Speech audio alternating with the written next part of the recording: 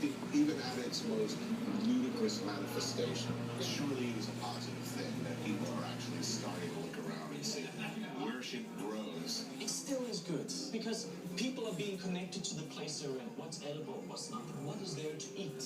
Oh, here we go. Jackpot. This is a mustard, peach mustard.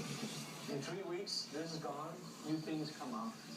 This is our bread serving. It's a sourdough bread that's made with a Swedish grain called bulle. And this is a cow's milk butter that has not been churned all the way. It's called virgin butter. Oh, God. This is amazing, huh? Butter like this, where you can pretty much taste what the cow ate. You know, anybody who's milked a cow, this is a flavor of chocolate. The fact is, there aren't a lot of people left where I come from who milked a cow. This way is becoming more important to what these guys are doing.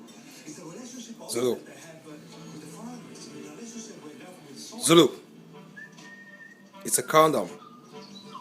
So this is Soren's farm. We feel like it's our place. Soren is Renee's It's primary hot. supplier Never gonna of get over farm it. He's meat gonna be and traumatized. vegetables. Look at the soil here. You see all the mussel shells? Yeah.